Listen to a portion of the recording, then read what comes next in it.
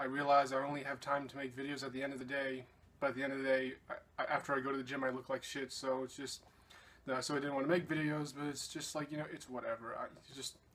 I don't care at this point. I want to talk about things, so I'm not going to not talk about them just because I went to the gym and I'm sweaty as shit right now, whatever. So what are we going to talk about? Well, we're going to talk about a subject that shouldn't be talked about. Now I realize I'm a hypocrite because I'm doing what I say people shouldn't do. But this is my justification. We're going to talk about Trump and North Korea and the UN and all that stuff. And this is going to be a quick video because there's not much to go over, because the bottom line of this video is that this whole entire subject, this whole blowing out of proportion what Trump and Kim Jong-il have said to each other, it's all complete bullshit. It is all just media hype to get clicks. That's all they care about. There is no substance to any of this. It's just that news organizations know that talking about a possibility of World War III with nuclear powers involved, they know that will get clicks. They know that's what people will read. That they know that's what will draw people to their website, and they get ad revenues, and they get more subscribers, whatever. That is the whole reason why this issue is being pushed to the top of my Google newsfeed, for example. Why it's at the top of almost every single newspaper today. That's the only reason. This is nothing new.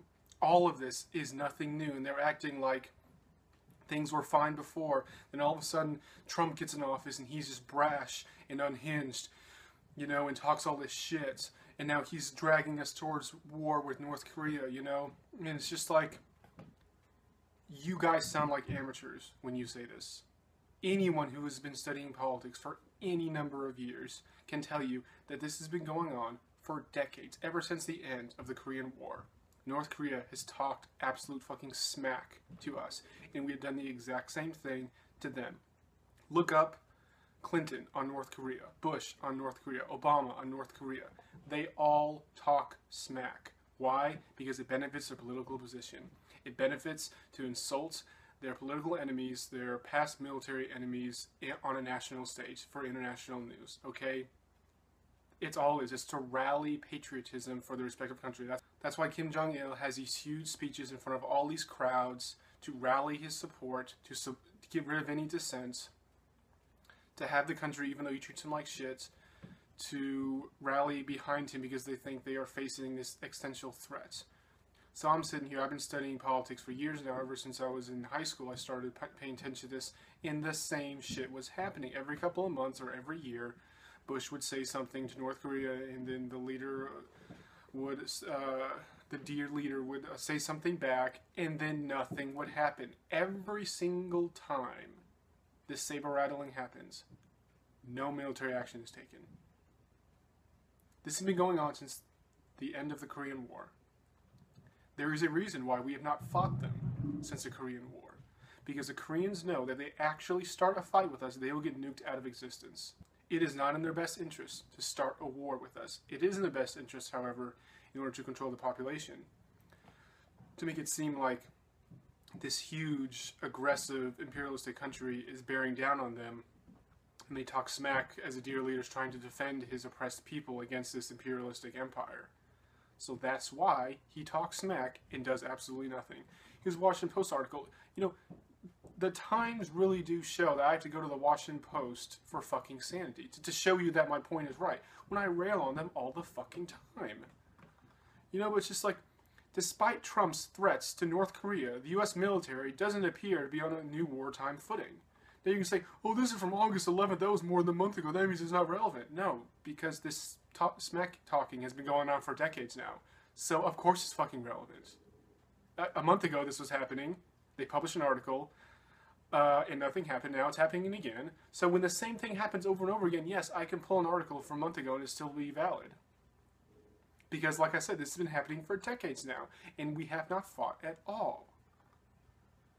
The U.S. military does not appear to be moving towards a wartime footing with North Korea, despite President Trump's repeated threats of military action against Pyongyang this week. He threatened them with military action this week, being the week of August 11th, and guess what? Nothing happened! Oh my god, it's like I'm right. Wow, what a surprise.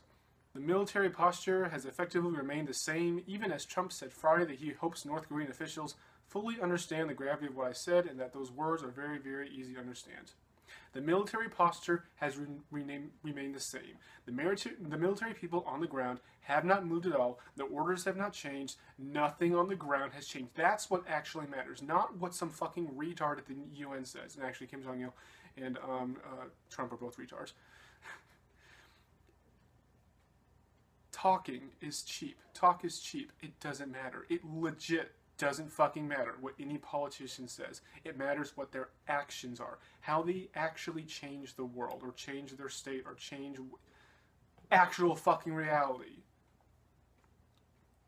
The fact that the military position is exactly the same through all of these decades, despite constant saber rattling and constant talk of nuking each other into nuclear annihilation. Nothing has changed. This entire news story is not even a news story. It's just to get clicks and ad revenue from gullible people who don't pay attention to politics on a regular basis for a sustained period of time, and they look at the front page, North Korea threatens U.S. with nuclear attack or something along those lines. They're just freaking the fuck out, and they're talking about it. They're sharing on social media, and they're talking about it with their friends, and then they read it in the paper, and then they buy the paper to look at it, and it's just, that's what they want you to do. Don't be a sheeple. Don't be a fucking retard. Understand historical context of actions that you see in the news. Don't be a gullible twat. It's just, these people freaking out about it and writing all these scholarly articles about, you know, blah, blah, blah, blah, the U.S. military, blah, blah, blah. It's like, you are such a fucking amateur. Nothing will happen because of this. Why? Because it's happened 1,500 times before. I know that requires reading history books, because most of this happened before I was born. And that requires listening to the news and keeping up with the news on a sustained basis throughout years and years and years, you know, more than a decade. Which is beyond the attention span of most Americans. I know, I'm sorry, you're just so fucking dumb. You know, but to people who pay attention to it regularly, I'm sorry I sound elitist when I say this. Like, I sound like such a fucking asshole when I say this. You know, but from my point of view, it's amateur hour. It is amateur hour at CNN. It is amateur hour at the UN. It's just, you guys are such fucking amateurs. Get a fucking grip. Nothing is happening. No nukes are going to be shot off. North Korea tests missiles every like 4 or 5 months. You know, for years now. They test missiles. And then every time they do it, they put it on the front page of every single newspaper, North Korea test this new missile, you know, and this is how far it can shoot, this is how big it is, you know. It's just like, okay. Okay, well, first of all, even though North Korea is a bitch-ass country, it still has a right to test military missiles. There is no rule anywhere in the history of the universe that says that just because your country's fucked up doesn't mean that you can test military products, you can test military weapons. Okay, sorry. Every country has the right to do that. Iran has the right to do that. We have the right to do that. North Korea has the right to do that. I mean, I'm sorry. I'm not going to make special rules depending on which country you are, you know, because I want to treat everyone fair. They're a bitch-ass country. Their government is not legit. It wasn't elected. I don't care. They're testing military weapons. What would you rather them do? Not test it and then it blow up and kill a bunch of civilians? I mean, Jesus fucking Christ. You know, so that's the first thing. Second of all, they've been doing this for years now. They constantly test new missiles.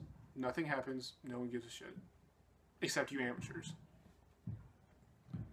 There are bombers that have nuclear bombs that routinely go next to North Korea.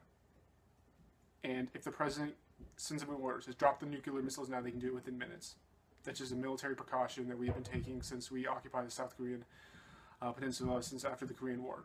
This is nothing new. This is not alarming because they've been doing this for decades, and guess what? No nuclear bombs have been dropped. Because everyone... It's a mutually assured destruction. That's why that policy works so fucking well. That's why there were no nuclear bombs dropped since World War II. That is why India and Pakistan, for example, both have nuclear weapons, hate the living guts out of each other. They fought 4 wars, I believe. Never used nuclear weapons against each other. Never. Because even though in their blind hatred for each other, they realized the gravity of what would happen if one of them dropped a nuclear bomb. It would set off a chain reaction that would destroy the entire region, if not the entire world, if some other country got involved. We have enough nuclear bombs to bomb the whole planet to smithereens hundreds of times over. That's why this policy works so well, because every country knows, no matter how fucked up they are and how stupid their leader is, all of them have primal survival instincts. And they know that if they set off a nuclear bomb, that just increases the likelihood of some other country dropping another nuclear bomb. It's domino effect, and the whole world's going to be nuked. They all know that.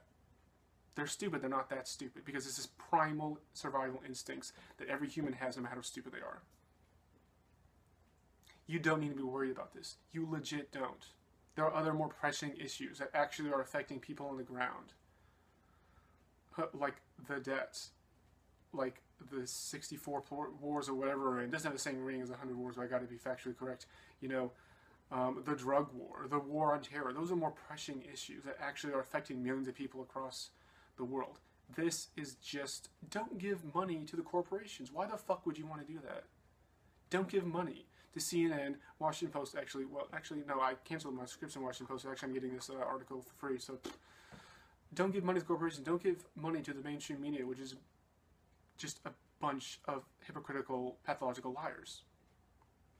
Don't buy into it.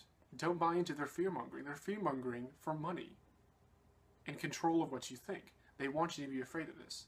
Don't let them do that. Oh my god, it's like I'm right. Wow, what a surprise.